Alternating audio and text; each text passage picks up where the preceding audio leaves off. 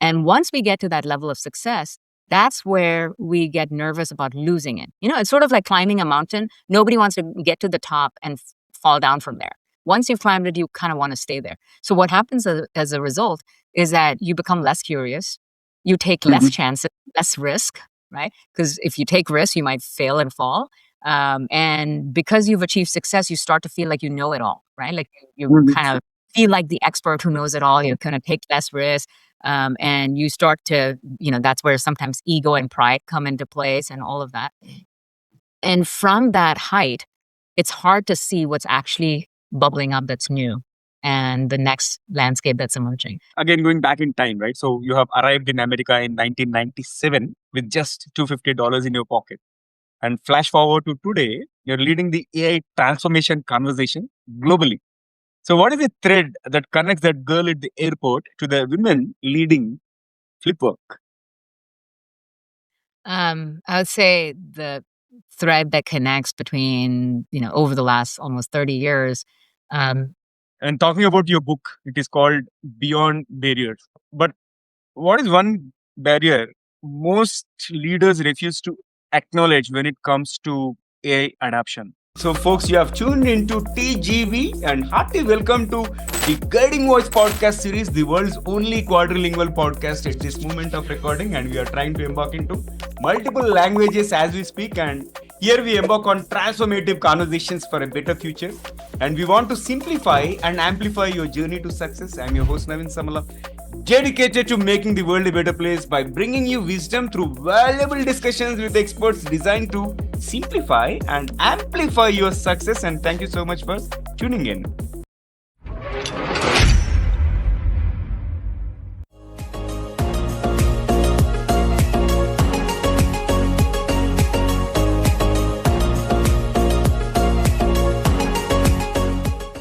Five, four, three, two, one, go. So, folks, welcome back to yet another episode on the Guiding Voice podcast series. And today we are joined by Nikki Barua, who is a serial entrepreneur and a best-selling author of Beyond Barriers and a CEO of Flipwork, which is an AI-powered workforce transformation platform revolutionizing how organizations adapt to the artificial intelligence age. She's an immigrant from India who arrived in America in 1997 with just $250 and a heart full of dreams. And she has scaled multiple businesses, earned recognition as Entrepreneur Magazine's 100 Most Influential Women and also EY Entrepreneurial Winning Women. And she now leads the change, helping business leaders reinvent how they think, work, and lead before AI leaves them behind. Sounds interesting, isn't it? So, Nikki, first of all, hearty welcome to the Guiding Voice podcast series. How are you doing today? I'm doing great. Thank you for inviting me. I'm thrilled to be here. Yeah, pleasure to have you. And you have decades of experience and you're working in some niche space. And what can our audience expect from our conversation today? Well, today's conversation is going to be all about the future and how we need to reinvent ourselves to prepare for it. So, lots of actionable strategies. So, stay tuned for the whole episode. Wonderful. So, folks, today we are going to delve into our conversation on the topic at hand, how AI, artificial intelligence, will decide who gets left behind. But before we get into our conversation, here is an exciting twist. As always, let us tickle our guest brain first. So, Nikki, get ready for a rapid fire round of random words. I'm going to mention a few words, and I would love to hear your response without thinking much. And if you're ready, let's get started. Yeah. That's All right. So my first word is curiosity. cat. Invention. Necessary. Future. Bright. Universe. Infinite. Leadership. Contribution. Success. Fulfillment. AI. Coworker. Role model. Mom. Life. Like a video game. Here comes the last one, aliens. Definitely, yes. Superb. Loved all your responses, and those are spot on. This is just the end of the first rapid fire round. There is one more rapid fire round toward the end of the episode, so stay tuned and let's get into our mainstream conversation. So, Nikki, growing up in India, you said you felt isolated because you didn't fit in. Mhm. And when did you stop trying to fit into someone else's world and start building your own table? When you are different from what the majority is like, whether you look different, sound different, dress different, um, there's a innate desire that we all have to belong, right? Like we all want to fit in, we all want to belong, because that's what human beings are wired for. But when you try to belong, what without holding on to your authenticity, you become like everybody else, and all the things that make you special, you lose that. So for me, the more I try to fit in, the more I kept losing my sense of confidence and my sense of self. And in the end, it was like you become this hollow person with nothing of substance left, because only the superficial outside is like everybody else, but what's inside you just disappears. And for me, I just hit rock bottom doing that and decided that it just wasn't working for me. And Mhm. what is magical in making that transition is that the moment I stopped being like everybody else and just kind of said, I'm comfortable in my own skin, I'm just going to show up as I am. I'm going to do the things that I'm passionate about and be honest with myself and everybody else. The crazy thing that happened was my success just exploded after that. Wow. I attracted all the right people and the right opportunities because they could see the real me. And Mhm. and yes, there were definitely people that didn't fit in anymore, but it clears your life. It only attracts the people that are meant for your journey, and you shed everybody else. And the best gift of all, it builds real inner confidence. Because when you're not trying to, fake anything, that's where real confidence comes out. When you discover that this is my superpower, these are my, best qualities, and I am at peace with myself and I'm showing up authentically, that's where everything multiplies. Mhm. Mhm. So be yourself. I think that is the summary of what all you mentioned. And when I mentioned about role model, you said it is your mom. Now tell me, who is your guiding voice? My guiding voice is definitely my mom. I'm an only child. I do not have any siblings. And growing up, just watching my mom follow her dreams, she's very courageous, very bold, and only 4'8". So she was a tiny woman with a really big personality, and just to see her courageously go after whatever she dreamed of, and willing to take on any battle, and seeing her through all of the ups and downs, all the struggles, setbacks and failures, and just never ever giving up, and always following her values and her principles. And that was sort of really the inspiration for me and who I became. Unfortunately, we lost her last year, but she continues to be my guiding voice and Mhm. someone that I know is watching over me and laying the path forward for myself. Yeah. So sorry to hear that. And let's move ahead. Talk about your success mantra, as in top three things that have contributed to your success so far. Mm. I would say they're aligned with my values. Number one, it's um, curiosity. Um, Hmm. I just have insatiable curiosity to always be a student, never get into that mindset that I know it all. The moment you Hmm. think you know all, that you're an expert, there's nothing more to learn. You lose that humility and the curiosity to just not only learn new things, but more importantly, unlearn the things that are outdated. You have to be willing to let go of things. And so for me, my curiosity has taken me not only across different areas of exploration, but also moving to different places and living, trying out different things. It's always like following my curiosity. Number two is, courage, because you can be curious about things and still be passive. Um, for me, courage is the thing that has turned curiosity into action. That Mhm. it's not just like reading a book and I'm inspired by the book. It's the courage to say, okay, I'm going to take action on this. I'm terrified of failing, or I'm terrified of what might go wrong, or the self doubt that maybe I'm not good enough, and all of those things come up. But when you are driven by a sense of courage, your faith is bigger than your fear. And Mhm. for me, that mindset of just never letting my fears stop me, that has been really pivotal. And so initially it starts off with curiosity, but courage is what actually moves it forward. And then the third thing is contribution. Um, you know, all of the success that I've experienced was directly correlated to the level of impact that I created. So, we often think about success as what you want to get for yourself. I want to, get this promotion. I want to get this job, or I want to build this business. I want to make this money, or I want to buy this house or car, whatever that is. It's all about me, me, me. When we think that way, Mhm. success is actually limited. And when you flip Mhm. it to who do you want to serve in the world? What problems do you want to solve? In what ways can you apply your talent and your dedication and your hard work to make a difference to other people? When you think selflessly in terms of contribution, what impact can you create?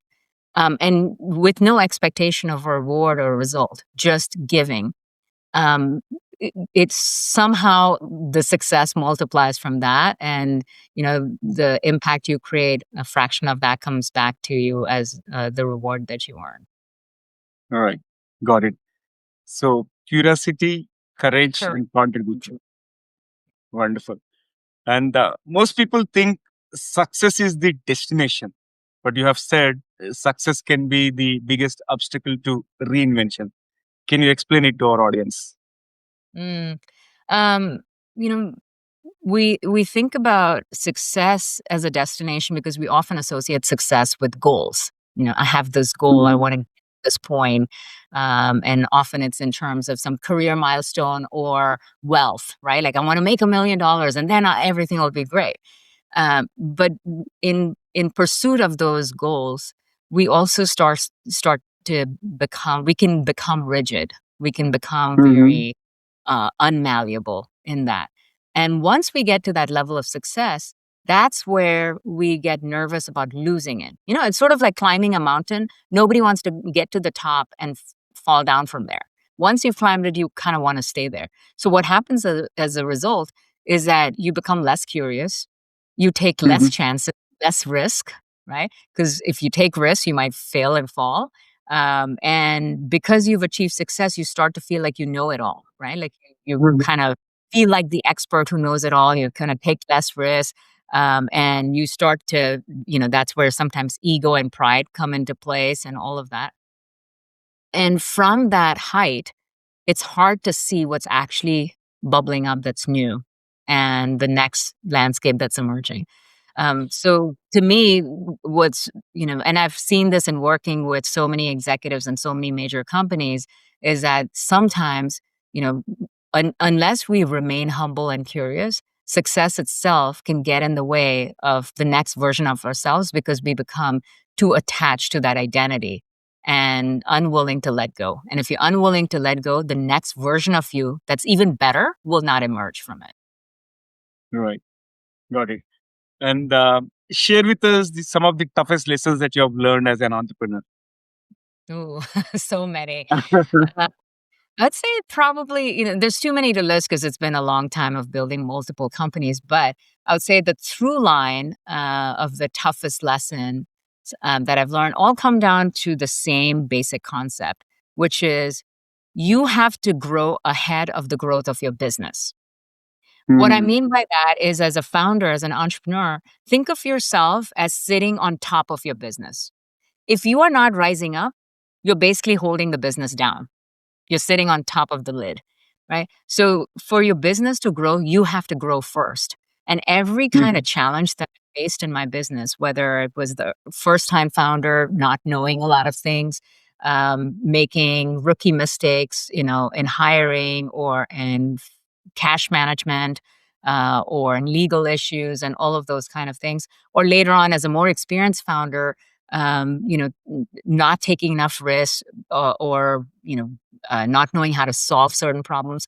All of them fundamentally came down to the same core issue, which is my problems were here and I hadn't grown above the problem. So you have to become bigger than the problems you face, which means as an entrepreneur, you have one single objective: always stay ahead of your business.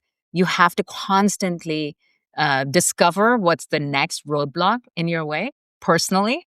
What is the next level of growth? What is the next skill? What is the next level of confidence? And keep building that. As long as you're ahead of your business, you will pull your business forward. If you're behind your business, you will, start pulling it down. Right. Got it. All right. So, again, going back in time, right? So, you have arrived in America in 1997 with just $250 in your pocket. And flash forward to today, you're leading the AI transformation conversation globally. So, what is the thread that connects that girl at the airport to the women leading Flipwork? I would say the thread that connects between, over the last almost 30 years, um, really goes back to continuous reinvention.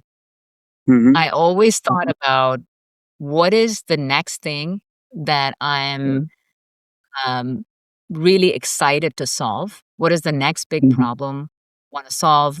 And in order to solve that, who do I need to become?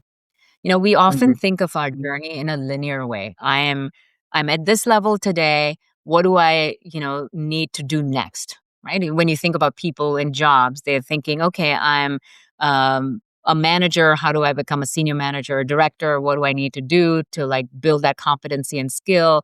How do I impress my boss? Or if I'm a business owner, what is the next thing I need to do to have 20% growth? We think linear, and we think in context of where we are today and build from there. For me, it was always thinking about way out in the future and what's exciting me about the future, and reverse engineering from there to say, what kind of person would be able to solve that problem? What kind of person would be able to lead that movement? What kind of person would be able to build $1 billion company? And then I looked at the delta to say, okay, if that's the identity needed and I'm here, how do I close that gap? How do I become that person?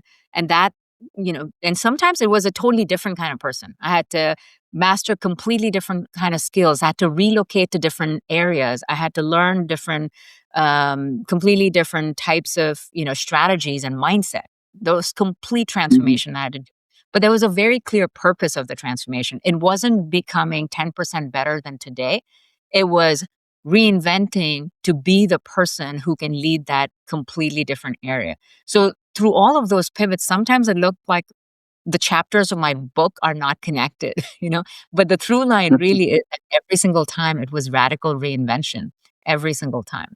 And it helped me uh, remove any ceilings to my growth because it was always having a very clear vision of that next chapter and just stepping into that. Right. Got it. And you have said making elephants run was your obsession and getting big corporations to act like startups. But now the challenge is not speed, it's survival in the AI age, right? So, what has changed? Yeah. Well, I would say it's still speed, but what's changed is what the speed is about. In the past, it used to be Hmm. about speed of execution. If you think about a Right. startup Yeah. executes really, really fast. A big company executes a lot slower in comparison. So in the past, survival of the fastest was about speed of execution. Today, it's the speed of reinvention. How quickly can you unlearn something? How quickly can you learn something new? How quickly can you adapt to change? So it's still about speed, but it's the speed of something, a different, category or different vector. Hmm. Yeah, got it. And talking about your book, it is called Beyond Barriers. But what is one barrier most leaders refuse to acknowledge when it comes to AI adoption? Hmm. Um, really, not thinking in terms of the human implications. I think that there's still a lot of focus on the technology side of AI in its capabilities, but not considering that for people to truly embrace AI as a coworker, as a partner in what you do, the old you cannot do that. You have to become Hmm. someone different to be able to do that. So, if, for example, if you are a product manager or a marketer, your old way of working along with AI is not going to give the best results. You have to really figure out what identity you need to adopt in order to truly leverage the power of AI. And that kind of the human aspect of collaboration with the machine is the part that is completely underestimated. Right. Got it. And your company, Flipwork's mission is making people exponentially capable, right? So, what does that exponential capability actually look like in 2026 and beyond? Yeah. Well, look, my belief is that, what human beings can do by themselves and what AI can do by itself is not as great as what humans and AI can do together. The power is in Hmm. joining forces and, almost like your digital twin, right? Like having 1 plus 1, and Yeah. people squared, like the whole idea of like working together and using AI not just as a tool, but the technology that amplifies what makes you uniquely human. Because if you're competing Hmm. with AI and just using AI to do, uh, you know, um, trying to do the things that AI can do better than you, at some point you become irrelevant. And I still believe that the greatest technology on planet Earth is the human being. I think it would be a terrible loss if AI just Indeed. replaced people and there were no jobs and no people needed, right? So we have to figure out how do we lead and amplify what makes us so special and then use Mhm. AI as a to do the things we don't need to do that machines can do much better than us. And that's what brings out exponential capability because it's the best of both worlds. And combining together, you become much greater than one half alone. Mhm. Mhm. Got it. And over 80% of companies report using AI, but most of them see zero impact on their bottom lines, right? Right. So, why do you think this is happening? A lot of it is the absence of a clear business case. I think we're still in early stages when it comes to companies experimenting with AI. Mhm. So they're kind of thinking of it like just cool tech, right? Like just bringing in the technology, trying out, running pilots and experiments in that, but not really considering like what is the real business outcome that you want. And when you don't have a clear business outcome, you're not going to get any ROI because you don't have any defined goals. So a lot of it is just the absence of clear business definition, not applying it to the right use case, and really not bringing the people along. It just kind of Mhm. throwing the technology in current state and expecting it to be magically, solving problems. Right. And you're seeing A anxiety, and 94% of senior leaders admit feeling intimidated by AI. So, if the C suite itself is terrified, what hope do frontline workers have? Well, I think for frontline workers, it's actually provides so much leverage that people should be excited about it because imagine getting your job done in 40% less time, right? You now Mhm. have the ability to move yourself to higher value work. You don't have to be doing grunt work. You don't have to do repetitive things that the machines can do. So my advice to anyone in the workplace is don't be a bystander. Experiment, get excited about it. Think about the ways in which it can bring out your superpowers and, build that skill that actually makes you more valuable, not less. Yeah, got it. And the publishing beyond barriers led to a 5 times increase in speaking requests and about 10 times increase in fees. But more importantly, you said it clarified your mission. So, how does writing a book change someone? When you think about the act of writing, whether you're writing a Mm-hmm. book or writing in a journal or writing a blog every day, um, writing is a thinking mechanism. Until you write something down, it does not help you articulate your thoughts. And even when you're writing and it's all gibberish, initially you don't know what sense it's making. But if you keep writing, it helps you kind of see patterns about yourself, about your life, about the choices you've made. And that act of continuously writing really helped you discover what drives you, what your values are, what framework has helped you become successful, and do it in a way that it actually helps somebody else. So to me, the process of writing, as difficult as it was to go through that, and it required, especially doing that while having, running a business and doing other things, it took a lot of dedication and, discipline to write the book. But that process really helped me look at my own self and my purpose and passion and path forward with so much clarity and perspective, that it's continued to guide me through it. Yeah, I can resonate with your thoughts actually. So I'm about to publish my third book, and this time it is a self-help book. And yeah, I got a lot of clarity writing my third one, and because this is more of a self-help book, whereas the first two books are based on my podcast conversations and all. Yeah, yeah. Thanks for sharing that. Yeah, Yeah, I'm curious about your book of, what was the biggest thing that you personally got out of that? yeah. For me, it was a pure reflection in terms of what kind of experience I've had, and some of the imaginations and some of the assumptions. So I was able to break that assumptions and seek clarity in the way I'm executing things. So likewise, I got a lot of clarity. So I think I can reveal the book title because by the time this episode gets released, book will be out in the market. And the book name is 69 Naked Truths, Uncomfortable Wisdom for Uncommon Growth. So I've come up with some bold chapters talking about life, career, relationships with people, money, and so on and so forth. I'm congratulations.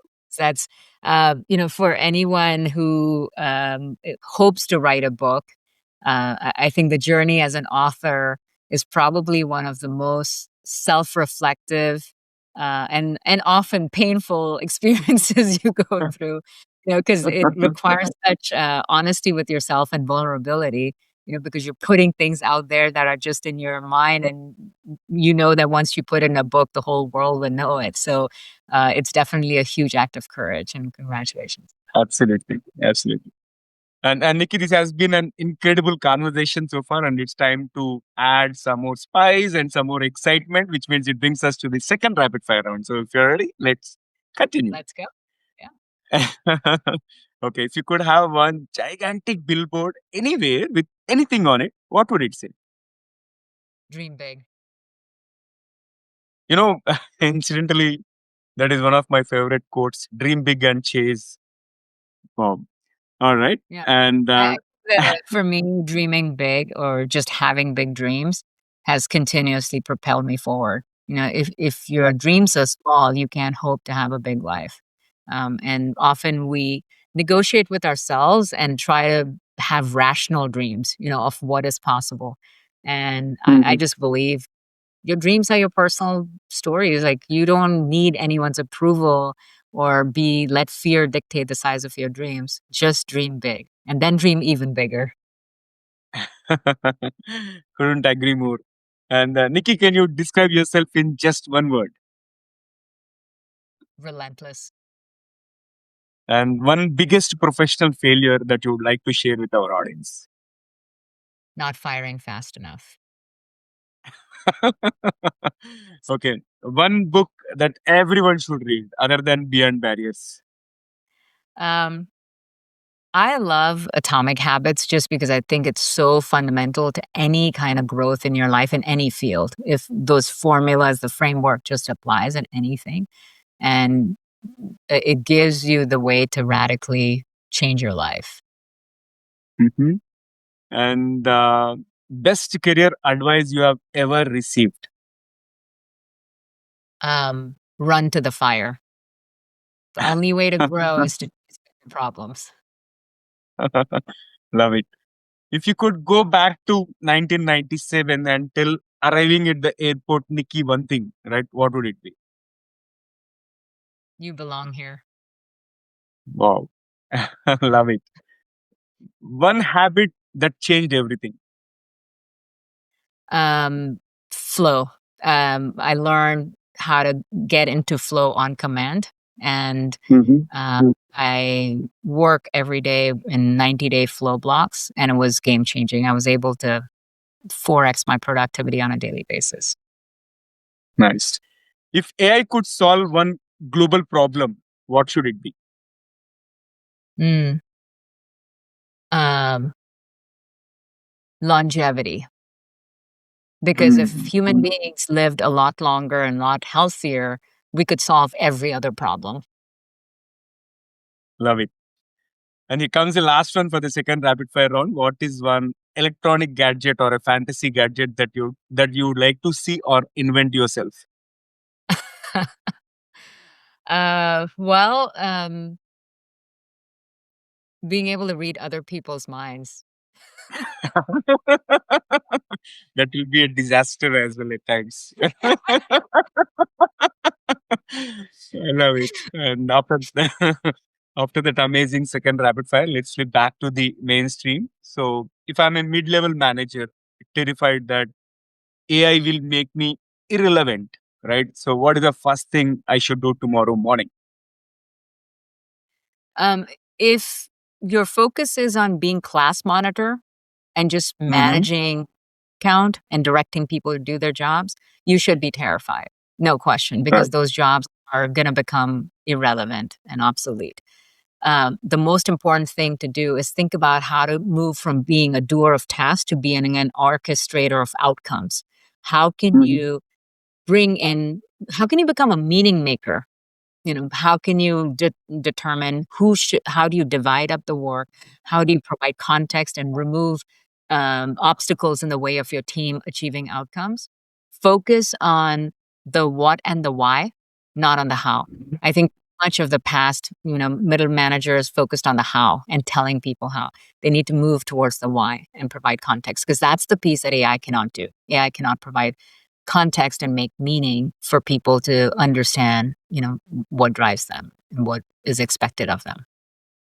Nice. I love the way you have put it. Be the orchestrator of outcomes, right? That's amazing.